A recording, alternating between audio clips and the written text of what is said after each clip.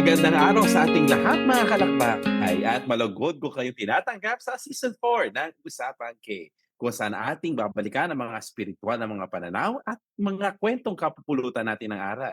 Ilagay natin ang ating mga sarili sa presensya ng Diyos, sa ngalan ng Ama, ng Anak, at ng Espiritu Santo. Amen.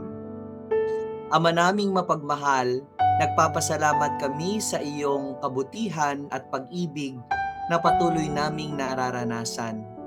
Sa aming pagninilay ngayon tungkol sa mga simbolo ng pananampalatayang Kristiyano, buksan mo po ang aming isip at puso upang mas maunawaan ang mga tanda ng iyong presensya sa aming buhay.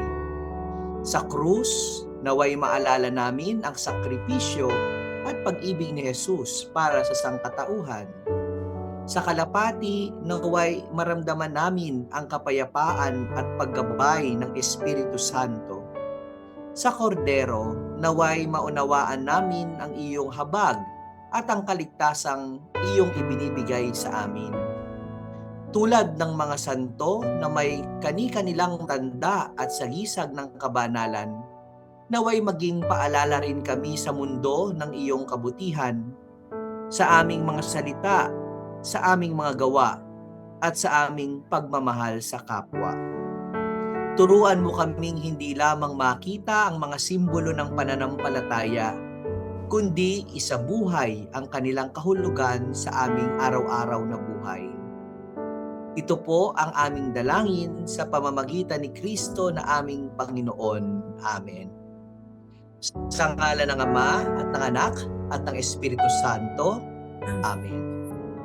Mga kalakbay, kayo po ay nakikinig sa programang Usapang K sa Radyo Maria Philippines sa pamamagitan ng 99.7 FM Tarlac, 101.5 FM Cagayan, 102.1 FM Isabela, 95.9 FM Zambales.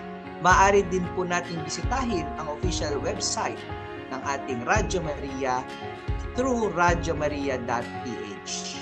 Mababalikan din po ang mga episodes ng Usapang K sa YouTube at Spotify.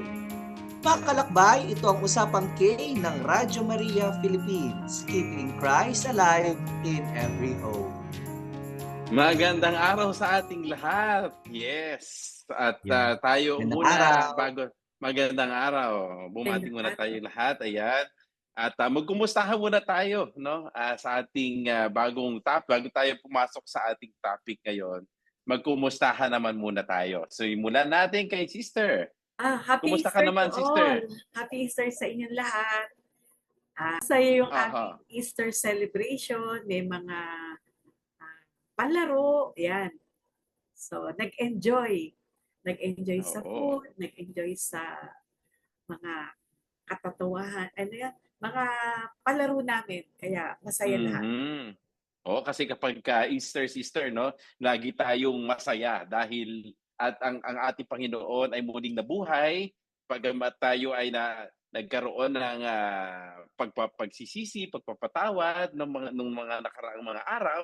Ang Easter naman ay ito paraan natin ng paggunita naman sa pagkabuhay ng ating Panginoon. Kaya tayo ay hindi lang tayo ay masaya, tayo ay nagagalak at tayo maluwalhating nagagalak, no, Sister? Yes. Ngayon naman po, sunod natin si Brother Den. Kumusta naman, Brother Den?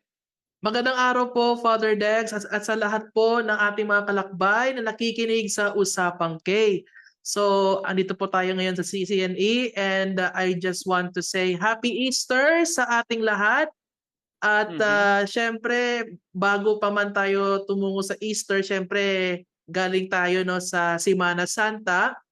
At ako'y natutuwa kasi nung Semana Santa ay nag-serve ako sa aking apostolate area, no? So shout out sa mga taga Nagtahan sa Santa Elena Mission Station, no, sa Nagtahan. And of course, back to normal no? Kakatapos lang ng Semana Santa, so back to normal na din yung kain ko. Kasi tapos na yung fasting. Tapos na po ang fasting, no? So Fast eating na ngayon. I'm not saying na malaking malaking sakripisyo yung fasting kasi nakatulong talaga siya sa discernment natin, sa prayer natin, but of course food is life. Oo, Okay. siyempre pagkatapos ng mga fasting natin, pagkatapos tayong magsakripisyo ng ating Mm-mm. yung parang hindi natin ginawa, yung mga gusto natin gawin, ito naman, tayo ay Oo. meron tayong panahon na magpakasaya at Oo. nabuhay na muli ang ating Panginoon. Panginoon. Amen. Oo, tama. Amen. Si Brother Pao, kumusta naman, Brother Ayan, Pao? magandang araw, Father Dexter. No? Welcome back, Father Dexter. Nakasama namin kayo muli. Yes. Sayang wala Very kayo dito sa rare na yan. studio. Oo nga. Nag-resurrect, Father, ah. Nag-resurrect na si Father Nag-resurrect itong Dex. pagkakataon na tayo ay kailangang muling mabuhay. Oo. Amen. Oo. So ngayon, no, ano ba, kamusta ba? So this is the Monday of Easter, no? So bumabawi po tayo, no, after the Holy Week kasi syempre isang buong linggong ano yan, maraming gawain sa loob ng simbahan. Tama. So puspusan, tapos bakbakan, tapos minsan puyat, tapos gigising ka ng maaga. Oo. No? Tapos syempre nung weekend, yung Easter Vigil, natapos tayo madaling araw. Madaling araw. Tapos kinabukasan, may duty ka ulit because something naman. Diba? Hanggang gabi. At ang nakakatawa dito, ang dahil tao na nagsisimba. No? Puno ang mga simbahan. Puno-puno ang mga simbahan. So dapat palagi ganyan sana, no? Punong-puno po ang simbahan kada linggo. No? Magsimba po palagi. No? So kahit pagod kami, it's consolation for us, no, ng mga taong simbahan na nag-work sa simbahan na makakita na maraming tao na nagsisimba. So yun, happy Easter po sa inyong lahat. Oo, dahil ang dami na pag Semana Santa talaga napakaraming ginagawa sa simbahan, hindi magkaumayaw ang ginagawa ng ating pura paroko din, no, ng buong simbahan. Hindi hindi nakakatulog kasi 'di ba yung ano pa lang yung Easter Vigil. Tapos meron pang salubong, tuloy-tuloy. Minsan yung iba, kasi dati Easter Vigil lang hanggang alas 12, tapos gigising ka ng alas 3 para sa salubong. Oo, pero yung iba naman tinutuloy na lang para ano. Kayo ba, Brother Pao, ano bang ginawa natin dito sa ating sa atin po, no, simulan ko na lang tuloy-tuloy sa Holy Thursday kasi talaga alas 6 pa lang ng umaga, marami na pumupunta dito sa atin sa UST, no, ng mga nagbibisita iglesia. No? So, ang ating schedule po ng confession po ay simula alas 7 ng umaga hanggang alas 12. Tapos, ganun din, no? Bumalik uli ng hapon hanggang alas 12 rin po yung confession natin. So, magdamagan po. No? Kaya maraming pare talaga ang nandun sa mga confessional at syempre nagkabang din sa mga anong tawag sa mga confessional area? Sa mga tao. Penitent. Penitent. Penitent, tama. Na mental block na. Nagbabakasyon na yung utak ko. Kasi kulang sa tulog, brother. Kulang sa tulog. Kuya, sister. Tapos syempre Friday, may Via Crucis sa umaga. Tapos hanggang hapon, meron tayong posisyon. Then Easter Vigil. No? Easter Vigil natin dito sa Parokya, Father, di ba? Alas 10 ng gabi. No? Syempre mahaba-habang misa yan kasi hindi lang siya yung ordinary mass lang. May binabasa tayong mga ilang readings ba yun? 4 na readings. Sa atin 4 sa UST pero sa iba 7, di ba? Tapos may psalm yung kinakanta pa. So meron pang binyag yan, may confirmation, mga ganun-ganun. Kaya umabot po tayo ng lagpas alas 11 po talaga sa ating Easter Vigil. Tapos syempre kinabukasan, meron alas 6 na misa naman. So yung Easter Vigil natin, after po noon, kasunod na yan sa lubong. Agad-agad. Agad-agad. Para isang pasadahan na lang. Kaya talagang madaling araw na talaga tayo nakauwi. Mga alas 12 na unang uwian. Alas 12 kasi syempre magliligpit ka pa. Oo. Hindi mo pwedeng iwan, lalo na yung mga kandila sa labas, baka makasunog. Syempre kailangan tayo mag-ingat din. Totoo naman. Talagang puyatan yan. Pero para sa Panginoon ang lahat ng ating para sa Panginoon. Para sa Panginoon. Ngayon, dumako naman tayo sa ating topic. Kapag pumasok tayo sa simbahan, no, mapapansin natin na napakaraming simbolo, no. Especially dito tayo sa UST, di ba, Father, no? Maraming mga symbols yan, lalo na makikita mo sa stained glass, no. Meron tayong krus, may mga kandila, may mga kalapati sa larawan, at kung minsan makikita natin yung mga santo, may kung ano-ano pang mga hawak. No. Pero naitanong na ba natin sa mga sarili natin, ano ang kahulugan ng mga ito? So yan po ang ating topic ngayong araw na to, yung pag-uusapan natin. So yun, take it away, Father Dexter. So sa unang panahon ng simbahan, lalo na noong marami pang hindi marunong magbasa, ang mga simbolo at larawan ay nagsibing mga visual catechism. Kasi alam nyo, kasi nagtuturo din ako, no? Kapag yung mga ganitong mga stained glass, dito natin hindi kasi parang hindi lamang doon sa libro natin makikita yung ebanghelyo, no? Makikita natin yung ebanghelyo doon sa mga nakalagay na mga, kaya sabi na visual catechism, para maipahayag at maituro ang mga misteryo ng ating pananampalataya. Hindi lamang doon sa binabasa natin doon sa catechism ng Catholic Church, pero pagtingin mo pa lang sa mga simbolo na nakadikit o nakikita mo sa loob ng simbahan, makikita mo na at andun yung pananampalataya mo, no? Hindi lang siya painting, no? Hindi lamang siya nilagay lang diyan dahil gusto nung pare, kundi ito yung nagpapahayag ng ating pananampalataya, no? Samantala, ang mga santo ay may kanya-kanyang attributes o mga bagay na makikita sa kanilang mga larawan na tumutulong upang makilala natin at maunawaan ang kanilang buhay at misyon. Sa ating pag-uusapan ngayon, susubukan natin tuklasin ang mga kahulugan nitong mga simbolismo ng mga Kristiyano, no? At mga saintly attributes na sinasabi nila. At kung paano nila pinapalalim, no, ang ating pag-unawa sa ating pananampalataya. Sapagkat sa bawat simbolo na ating nakikita sa simbahan, may isang kwento ng pananampalataya na nais ipaalala sa atin. Ngayon, ating tatalakayin, no? Kailangan nating, bakit nga ba? Ito yung mga tanong dito ngayon, no? At sa pagpapatuloy ng ating talakayan. Bakit pag gumagamit pa rin ang ngayon, kahit sa ngayon, no? Kasi hindi, may mga Biblia naman tayo, meron naman tayo nababasa mga libro, bakit pa kailangan nating bakit pa gumagamit pa rin ng mga Christian symbols at saintly attributes? Siguro unahin natin si Sister Marisa. Unang-una, kaya tayo gumagamit ng mga Christian symbols at saintly attributes para maipahayag natin ang misteryo ng ating pananampalataya. May mga bagay sa ating pananampalataya na mahirap ipaliwanag sa salita. Kaya kailangan gumamit tayo ng tinatawag na visual language.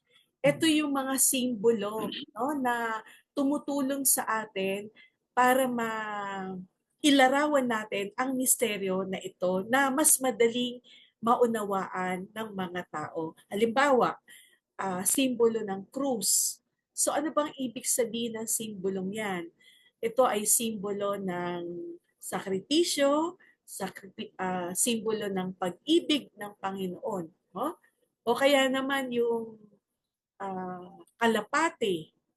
Ito ay simbolo ng Holy Spirit. Ibig sabihin nun yung Holy Spirit. So, sa pamagitan nitong mga simbolong ito, mas madaling maunawaan ng mga tao kung ano ba yung misteryo ng ating pananampalataya.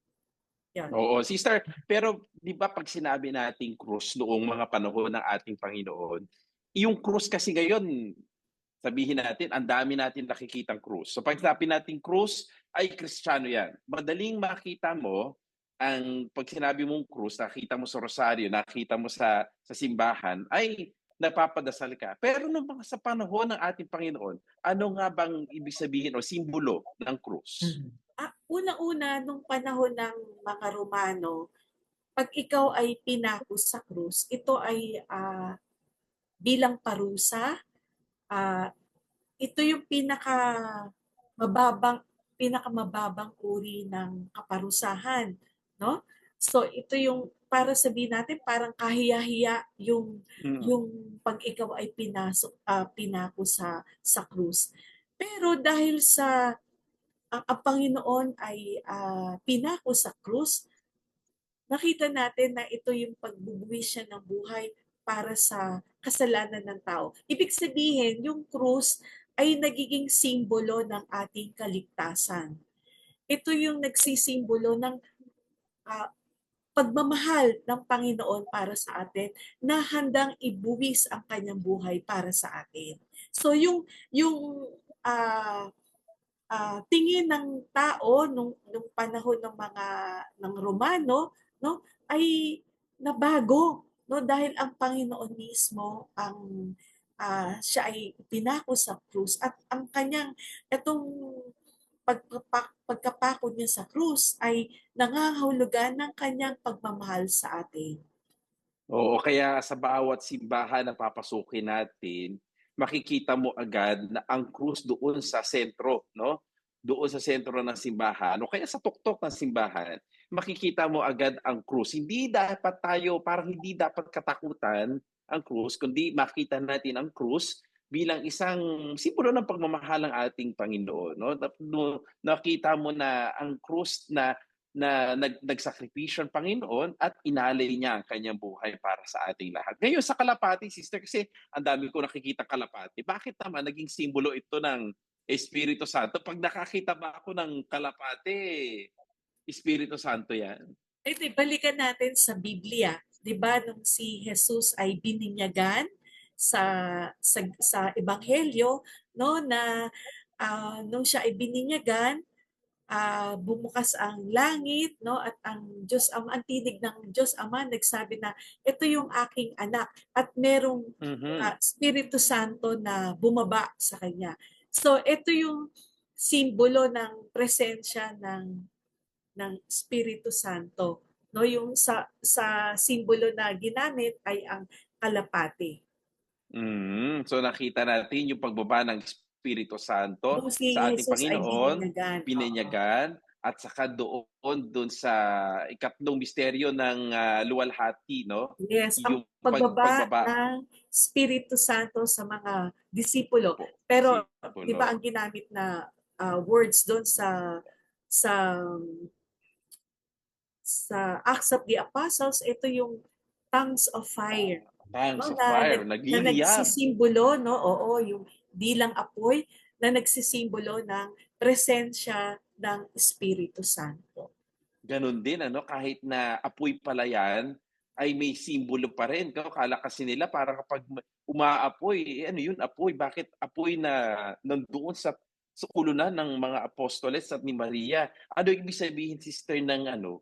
Bakit Ibig sabihin umaapoy? nun, yung pag-apoy na yon nagkaroon ng, di ba, pagka sinabing apoy, malakas. So nagkaroon ng Mhm. lakas ng loob ang mga apostoles, no? Na Mm. dati kasi sila ay takot, no? Mhm. Nagtatago sila.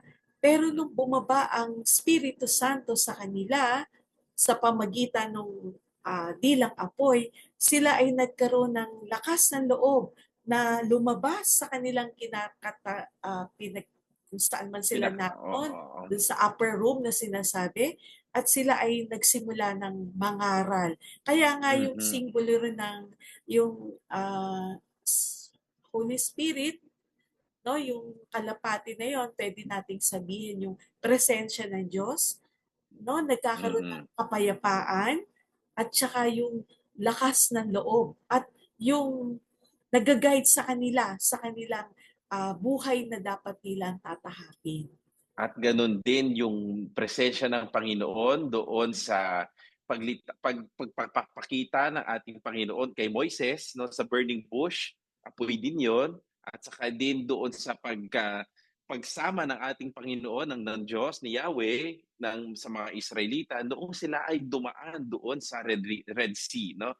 Isang pillar of fire. So ibig Yeah. sabihin, itong presensya ng Diyos, 'no, ay lumalapit sa atin at pinupunan tayo doon sa ating mga pagkukulang, sa ating mga at nililiwanagan at binibigyan tayo ng lakas para tayo ay magpatuloy sa ating paglalakbay, ano, Yeah, sister? tama. So isa pa, sister, meron pa tayo, ang kordero ng Diyos, 'di ba?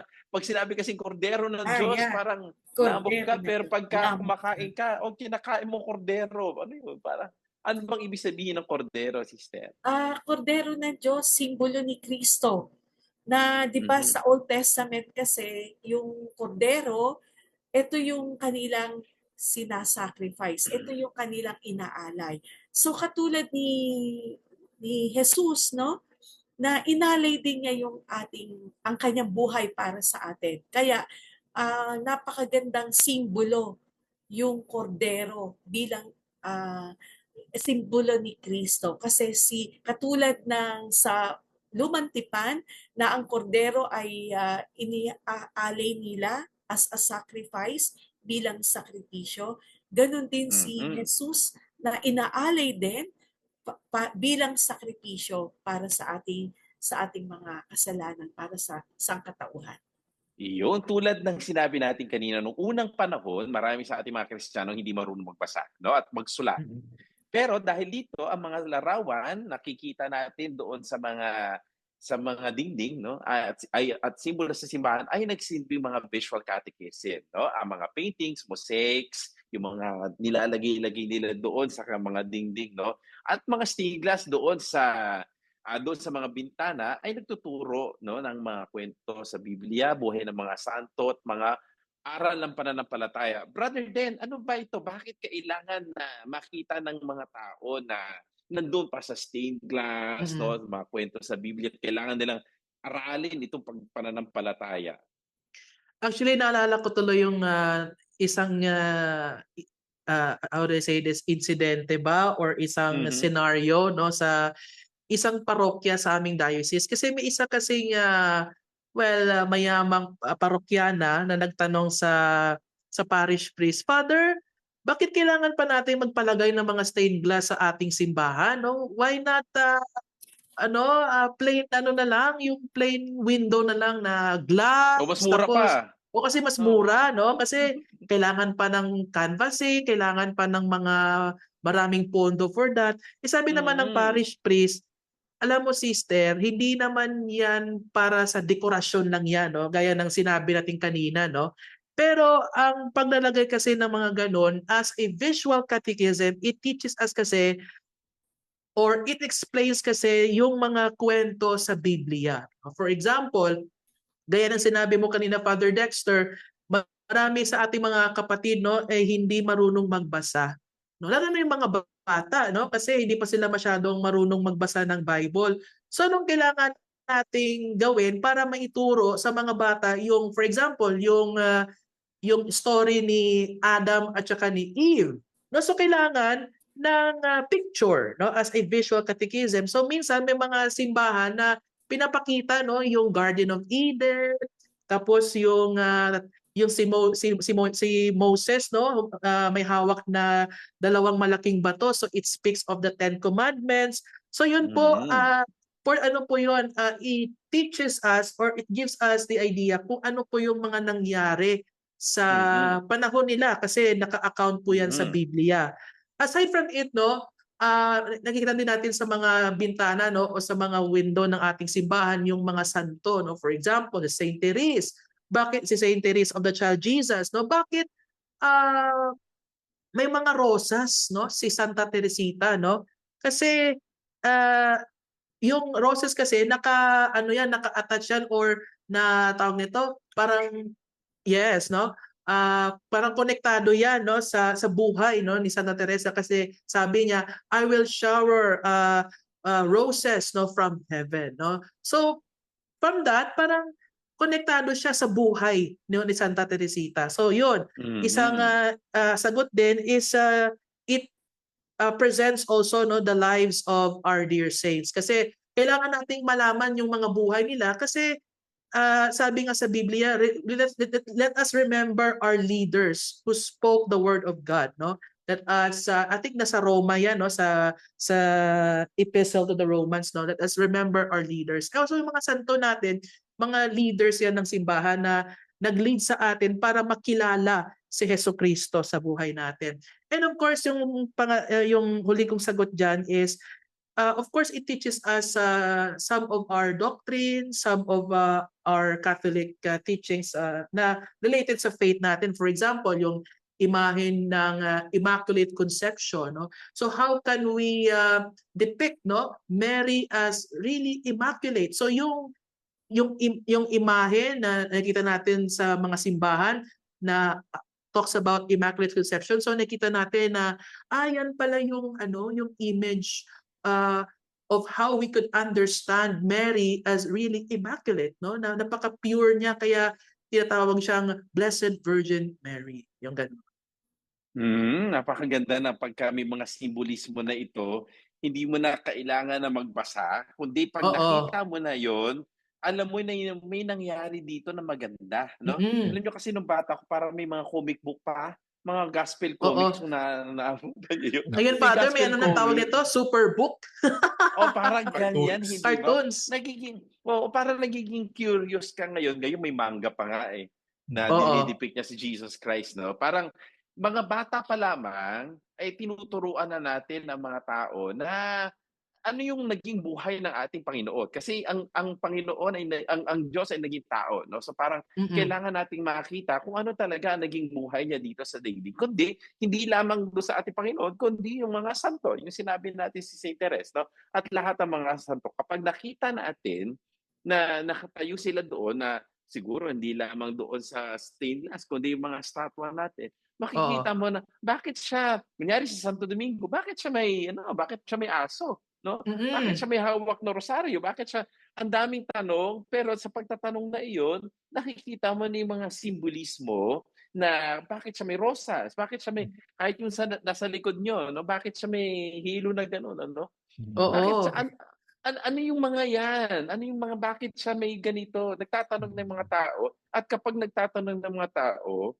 nag-curious sila, at inaalam nila kung bakit, at doon sila nagsisimula na, ito pa lang ang naging buhay nila, at doon lumalakas, at doon nagsisimula ang kanilang pananampalataya, hindi ba?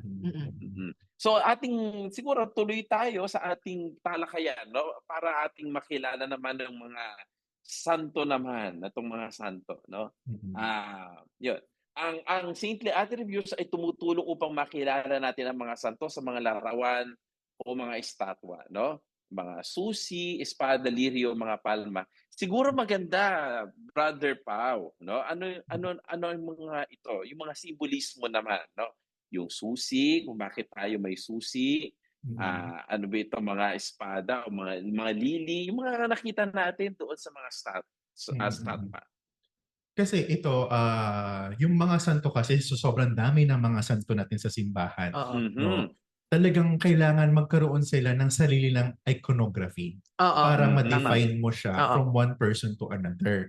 No, for example, sa atin sa mga Dominicano, no, yung famous na Lanaval procession, no, na ginaganap tuwing October 4, second Sunday of October, no.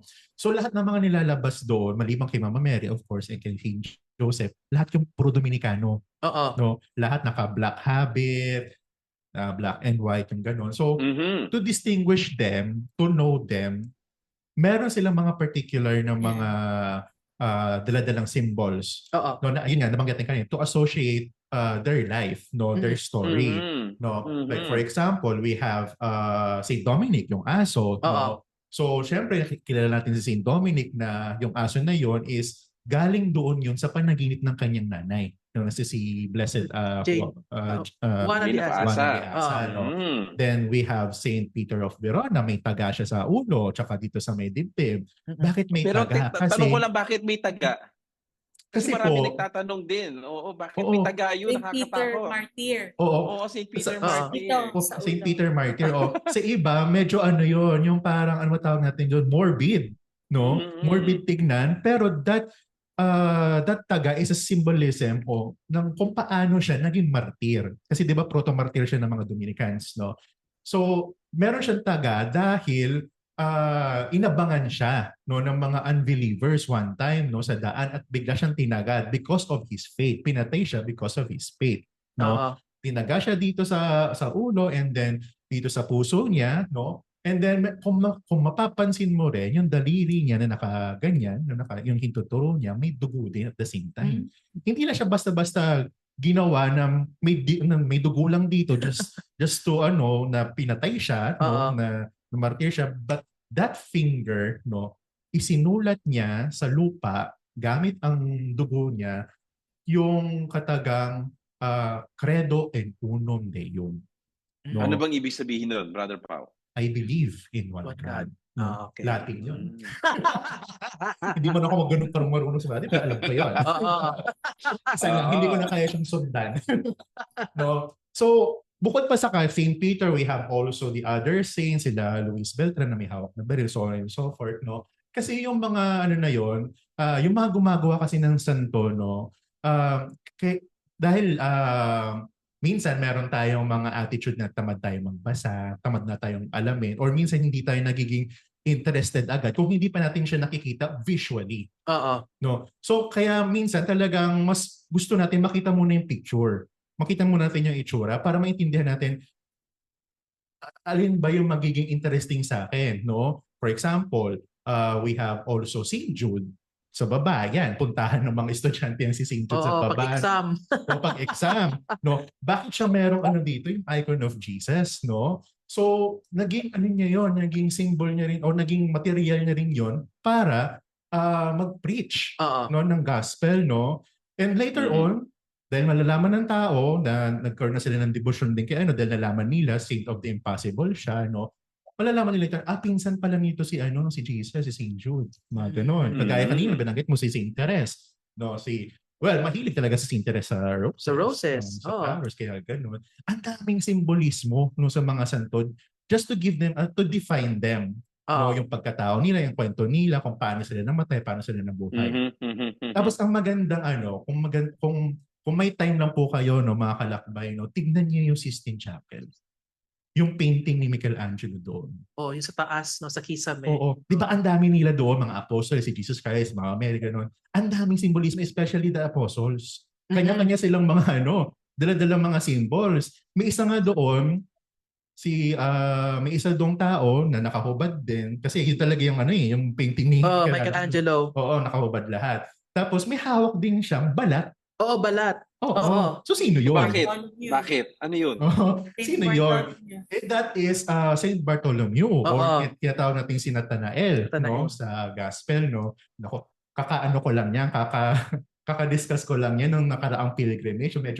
Medyo fresh pa. Fresh pa. Fresh pa sa ko, no. Kasi binalatan siya, hindi ba? Binalatan siya ng buhay. Buhay. No, yun yung paraan niya kung paano siya naging martir. No? So yung mga ganitong klaseng mga symbols, iconography, yun nga, try to give them tawag nito, yung pagkakaiba nila no, sa iba pa nilang mga kapwa santo din. No, para madaling matukoy agad. No? Kasi matukoy, kasi kung lahat yan, nakaganon lahat, naka-amen or whatever position, tapos walang masyadong pinagkaiba, so hindi mo na ma-distinguish lahat. No? Kasi magkakamukha. No, kaya minsan ginagawa ng mga carvers, yung mga painters, nilalagyan talaga nila ng symbol para malaman nila agad, ito si ganitong santo. No. Tapos minsan yun din yung paraan para malaman din ng tao kung para saan yung santo na yun, kung saan patron saint siya.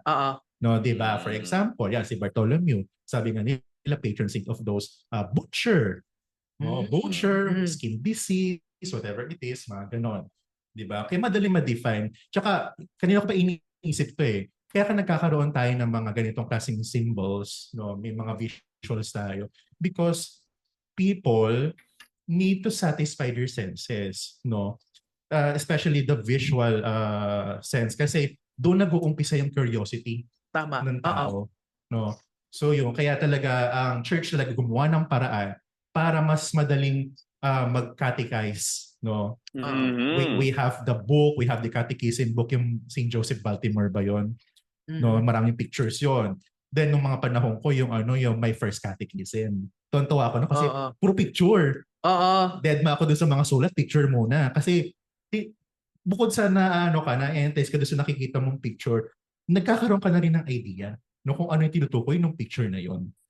Diba? Actually, just to add up, no, may naalala akong libro na pula. Kasi nung kinder ako or elementary, well, mostly natutunan ko yung mga Bible stories from the Bible. No? Kasi meron yata akong nakitang isang maliit na pulang libro. Actually, yung nakasulat siya sa Hiligay noon. No?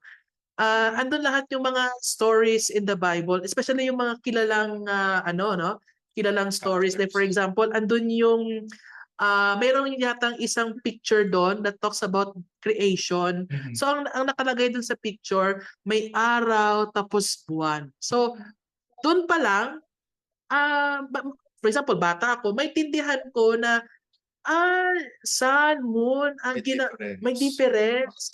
No, kasi 'di ba sa Bible doon sinulat no na nilikha ng Diyos yung araw at saka yung gabi. So para ma-differentiate yung day at saka yung night, no, araw at saka buwan. Mhm. So andun pa lang sa picture ito pa yung creation no ng araw at saka gabi. So may difference, no.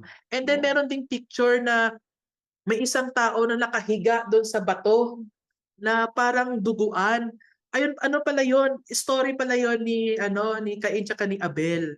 So nag-curious ako, ano to? Ba't may taong nakahandusay, no? Yun pala yung story no, ni Cain tsaka ni Abel. So bilang bata na hindi pa masyadong marunong magbasa ng Bible, kasi syempre sa Bible wala masyadong mga illustrations, no?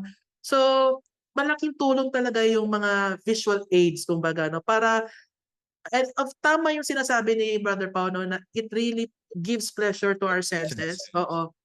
Na parang it will talaga no, create curiosity sa atin. Tsaka may add ko lang no, Brother, kasi parang free ata yung natatanda ko, free yung book na yun kasi sa iba-ibang mga languages. Oo. Yes, sister. Dinidistribute yun.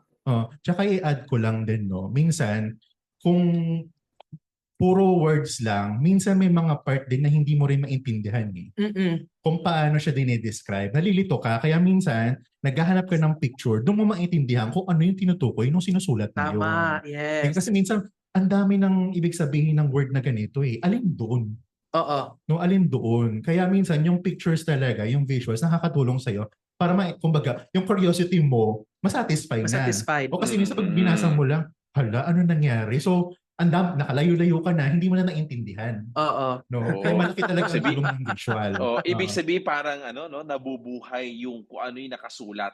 Lalo di ba pag kunwari nagbabasa ka ng Harry Potter, gusto mo makita din in flesh. Kaya nung sinulat yon at naisa pelikula, ay ganun pala yung itsura ni Harry Potter kasi iniisip mo, meron silang mga visual pero gusto mong makita talaga in flesh. Siguro kaya natin nakikita yung mga ganyan mga simbolismo at na-attract tayo doon kasi nakikita natin yung mga nakasulat sa Biblia ay nagiging totoo at totoo sila. No, parang yung mga dati siguro sabihin natin Saint Teresa, Santo Domingo, kung sino man ang santo, buhay sila before pero hindi natin may visualize kung ano ang itsura nila. Kaya siguro tayo ay tumitingin kung ano ba talaga ang naging itsura at hindi lamang doon sa itsura nila kundi doon sa naging buhay nila, no? Kaya Father Pao, bakit nga ba itong kunyari sabihin natin susi o kaya espada, ano ba yun? Ano ba yung simbolismo na yun? Sino ba yung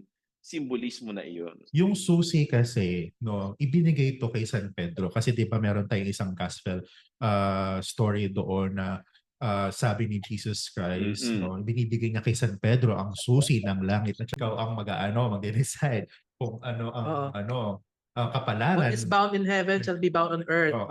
Ayun. Then for example naman, no, yung espada naman si Saint Paul because dating gentle si Saint Paul.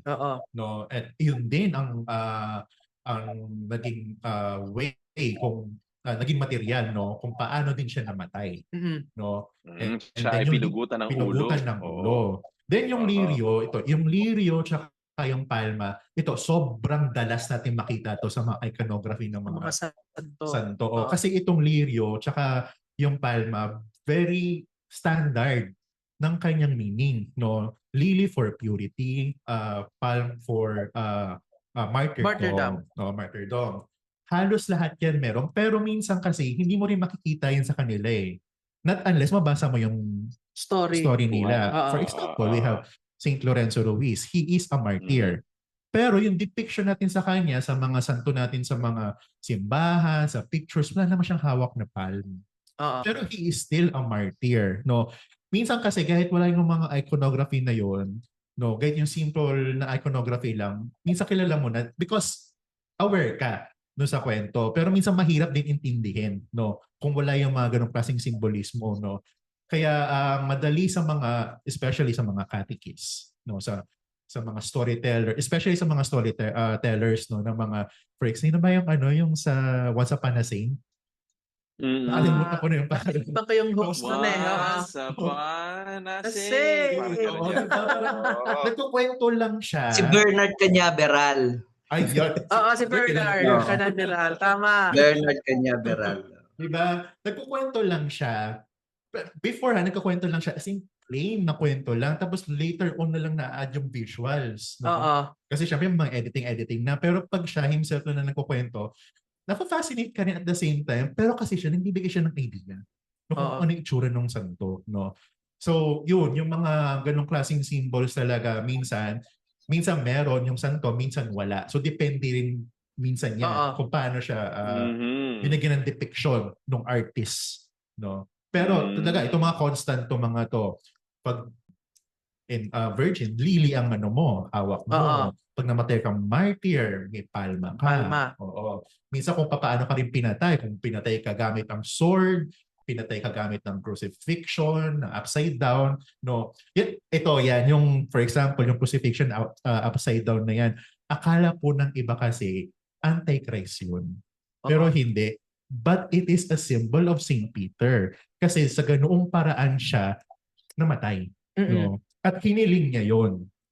Kasi ayaw niya mamatay in the same way as Jesus Christ. Kasi sa palagay niya, hindi siya dapat na mamatay on that way. Kaya pinabaliktad niya ang cross. Ayun. Yun. So, at pinag-uusapan natin yung mga simbolismo naman. Pero may mga palatandaan din tayo ng pananampalataya na medyo mahirap intindihin kasi hindi naman siya masyadong visual. Kasi kunwari, INRI, siguro kay Father Paul na tayo, no? Ano bang ibig sabihin kunwari na INRI? Kasi sabi nila, di ba? Ilocos Norte Region 1. Oo nga. Laging sinasabi yung ano na yan. INRI. Pero Father Paul, kasi hindi naman yan Ilocos Norte Region 1. Hindi naman Ilocano. Hindi. Ilocano daw si Jesus dahil daw doon. No? Pero syempre, ano bang ibig sabihin ng INRI na nakasulat doon sa cross ng ating Panginoon? Well, madalas nating nakikita talaga yan at marami yung hindi nakakaalam na kung anong ibig sabihin yan. Pero yung original meaning talaga niya nung INRI, no, it's a Latin acronym, no, na makikita sa taas ng krus, na yung kanyang ibig sabihin ay Jesus Nazarenus Rex Iudiorum. No, na ang ibig sabihin, Jesus of Nazareth, King of the Jews. No, ito yung, kung maalala natin, babasahin na naman yan ng mga tao tuwing Holy Week, di ba? Yung pinasulat ni Pontius Pilate doon sa krus ni Cristo, no, na he is the King of the Jews, na merong mga umayaw, no, yung sabi na no, he's not, you should change it, he claims to be the King of the Jews, no, pero sabi nga niya, what I have written, no, sabi ni Pontius Pilate. So yun yung ibig sabihin nung INRI, no, Jesus Nazarenus Rex Iudiorum.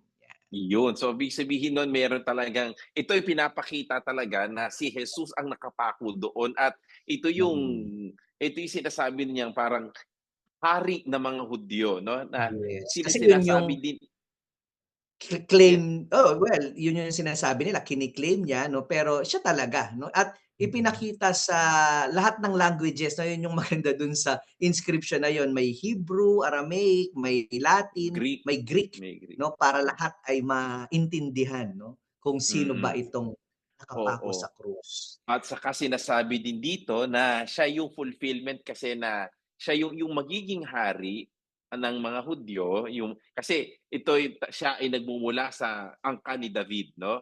Siya ang hari ng mga Hudyo, pero may kalakip din kasi iyon, no? Ayon doon sa sino yung magiging angkan ni David, ng hari David, ay siya ang Mesiyas.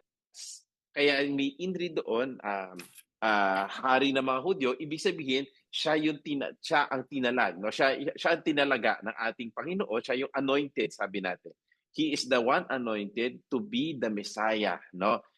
Tagapagligtas hindi lang ng mga Hudyo kundi ng sangkatauhan, no? Pinapakita doon sa mata ng mga Kristiyano na siya ang itinalaga siya ang fulfillment, no, ng pangako ng ating Panginoon na darating, no, ang pagiging Mesiyas. Pero yung Mesiyas na yon ay hindi tagapagligtas sa mga Roman occupancy, no? Pero ito yung tagapagligtas sa kasalanan at kamatayan ng sangkatauhan. Ngayon, dumako naman tayo dito, Father Paul, no?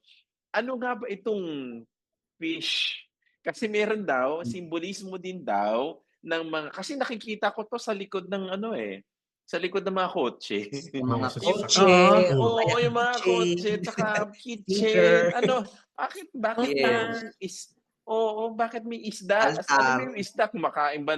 Kumakain ba tayo ng isda? Ayaw natin ng karne? Ano bang ibig sabihin ng fish?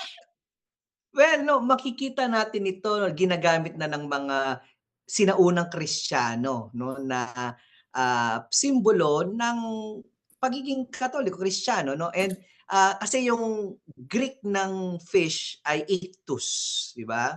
And yung bawat letra nun may kahulugan din, no? Yung Jesus Christos Theo Ios Soter, no? Ibig sabihin Jesus Christ, Son of God, Savior. Yan. So, ito ay ginagamit, no, lalo na ng mga unang Kristiyano at makikita sa mga catacombs. No? And sa mga places of worship, kasi nga, di ba, nung una ay bawal, no, na yung bawal yung pagpapahayag ng pananampalatayang Kristiyano. So, ito yung mga ginagamit lang simbolo na parang code. Di ba, kung ngayon meron tayong mga codes, di ba, para hindi mahalata or passcode, no?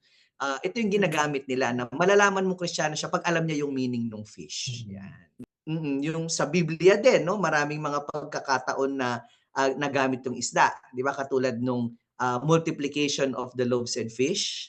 Tapos yung pagtawag sa mga apostoles, which were yung apat sila, 'di ba? Mga mangingisda yan, yung magkapatid na si Pedro at saka si Andres, si James at saka si John, no? They were fishermen. And then later on, they were called to be fishers of men. No? Kaya very meaningful yung meaning ng fish. Ictus. Kasi dati, di ba, naalala natin kapag dito sa ating bansa, huwag na tayong lumayo, no, ng mga katipunero, no? Kapag may papasok na ganyan, para malaman mo kung kaaway yan o kakampiyan, password. Alam mo yung password? KKK. Hindi. Hindi ba May password KKK? sila. Hindi. Magdalo. Rizal. Rizal. Sabihin nila Rizal. May passcode sila na sasabihin na Rizal para makapasok ka. Passcode, At sila Rizal. nakakaalam lang nun. Sila lang nakakaalam, no? Parang Sila lang, hindi ko nga alam eh. Ayun, anyway, yun ang passcode nila kasi dati pinapatay yung mga Kristiyano, no? So dahil nagtatago nga sila, hindi dapat na malaman kung ano ang kung sino ay mga tunay na mga Kristiyano kasi pwede kang magkunwari na Kristiyano ka, sabihin mo ay nananampalataya ako kay Kristo. Sabihin mo ganyan. Pero sige, magdo-drawing muna ako. Yes. In fact, ang unang gagawin nila, unang gaganon sila. Parang arch, una. Tapos, kailangan yung susunod na gagawa, gagawin niyang sa baba naman, para may arko naman pababa, parang simbolismo nga ng isda. Yun yung sinasabi nating ictus. Ictus dahil may simbolismo ng ating Panginoon, yung sinasabi ni Father Paul, no? Kaya maganda na para may passcode muna tayo bago para kasi sisimulan na yan ng pagbibinyag, no? Kasi yung binyag ay hindi maintindihan ng mga Katoliko, hindi mga Kristiyano, pero ito yung simbolismo. Ang simbolismo kasi hindi lang yan mga signs eh. Simbolismo yan, ibig sabihin, yung creed, yung pananampalataya mo, no? Pag tinignan natin, yung creed, yung pananampalataya, ang ibig sabihin niya sa mga unang mga Kristiyano, symbol, no? Symbol, mga creeds, no? Symbol of the Nicene Creed, symbol of Roman Creed, mga ganun. So, mga symbol. So, punta naman tayo kay Cairo or Kiro. Sister, baka gusto tayo. Cairo or Kiro. Sige, ang spelling yon C-H-I K or Kai. Tapos yung ro, R-H-O. So, ang drawing nun, no? Imahe nun ay letter X, yung Mhm. I or key, Mm-mm. tapos yung letter P Mm-mm. na nakapatong, para siyang Oo. Naka-intertwine. O, no? ipapakita Oo. siguro sa atin yan, no? Sa ating Oo. mga ano dyan. Nakikinig. So, yung X, Oo. tapos may parang nakapatong na letter P. Nakikita nyo usually yan, mga kalakbay. So, ibig sabihin nun ay dalawang letra na galing sa alpabeto na Grego. Greek Grieko. letters. So, yung key, Yan, X ganyan, yun. ano? Yes. Parang ganito. Tapos Okay. yung letter P, Rho, which means Christos. So ito yung unang simbolo na ginagamit during the ni Roman Emperor Constantine noong 4th century. So nakikita natin to usually sa mga altar, sa mga lectern, no? Very common tong ano na to, tong Oo, symbol. kahit sister doon sa ostya natin makikita yan. Yung, Yes. yung iba sa ostya, kaya doon sa damit ng pare, Sa stola. ilalagay sa stola. doon sa, pwede sa stola, pwede sa chasuble din. Pakikita mo kahit sa bishop, nilalagyan nila ng gano'n. Kasi sinisimbolo niya si Christos, no? Parang Christos, parang gano'n. Christos, parang gano'n. So parang meron simbolismo. Kasi dati akala ko nga parang ano yan, staff. Mukhang staff kasi siya eh. May gano'n. May X na gano'n. May staff siya saka may X. Kaya minsan sinasabi natin, ano, di ba? Yung X kasi is Cree, no? Cree. Kaya sinasabi natin, Xmas. Mali daw yun. Pero kung tignan mo naman sa salitang Griego, pwede kasi iyon. Ano? Kasi it symbolizes Christ din of Xmas. But we are not saying na Xmas, we do not like Christ. Pero yun ang sinisimbolismo niya, no? Yung Christos, no? Christos, no? Christos. Akala ko nga dati ano yun eh, Pax. Shortcut lang. O symbol ng Pax. Parang ganon, hindi ba? Akala ko nga dati parang PX eh. Alam mo, P yung ano. Pax. Oo. Sabi yung ko, marami. Pero at least ngayon Kiro naklaro pala na talaga natin. siya. At least naliwanagan tayo, no? Yes. Oo, pero kasama doon sa Kiro na yon, meron ding A na A tsaka O. Oh, Alpha, Omega. Kasi kahit nakikita ko dito sa ibang simbahan, dati, no, kasi may dalawang lector na nakalagay diyan, no, parang A tsaka O, Alpha and Omega. Ano nga ba yung ibig sabihin ng gano'n? Ng Alpha, letter A ng Grieko, ng letra ng Grieko, at saka O, yung pag gano'n naman. Ano ibig sabihin na? Sinong pwedeng mag-ano sa atin? Siguro si Brother Den, alam niya itong Alpha and Omega. Yes, actually Father Dex, no, ang alpha at saka yung omega, commonly makikita natin 'yan sa Paschal Candle, no? Kasi tuwing Easter Vigil Mass, no, sa simula no ng Easter Vigil Mass, parang inuukit ng pare, no, doon sa Paschal Candle yung alpha at saka yung omega. No, so yung alpha at saka omega, yun po yung una nung yung alpha, that's the first Greek alphabet. Yan po yung unang letra sa alpabetong Griego. Tsaka yung omega po, yan po yung huling letra. So sa atin po, yung letter Z po, yung huling letra sa English alphabet. Sa Greek alphabet naman po yung omega. At sa tradisyon po ng Kristyanismo, ang dalawang letrang ito, yung alpha at yung omega, ito po ay naging makapangyarihang simbolo, no, ni Kristo bilang Panginoon ng kasaysayan at ng buong sanlibutan. At kapag ginamit ito bilang Christian symbolism, ipinapahayag nito na si Kristo ang simula. No? Kasi yung alpha, as the first Greek alphabet, it symbolizes the beginning. So si Kristo ay nasa simula at sa wakas ng lahat ng bagay. Kasi ang omega naman, it symbolizes the last, no, or the end. Kasi ang omega kasi ang huling letra. So si Kristo ay sa simula at sa huling at sa wakas, no, ng lahat ng bagay. So si Kristo pala, ang ibig sabihin nun, ang pinagmulan at ang patutunguhan ng buhay. Kasi nagsimula tayo yung buhay natin bilang Kristiyano at bilang tao, nagsimula yan sa nung nilikha tayo no ng Diyos. And of course andun si Kristo, at kapag mamamatay tayo, darating tayo sa wakas ng panahon, so we will be leading no towards God. So yung ultimate end natin ay papunta sa Diyos. Kaya si Kristo no bilang ating savior, bilang ating redeemer at bilang Diyos, siya po yung pinagmulan at patutunguhan ng buhay. At between the beginning and the end, present din si Kristo sa tinatawag nating history, no? Yung present story natin bilang tao.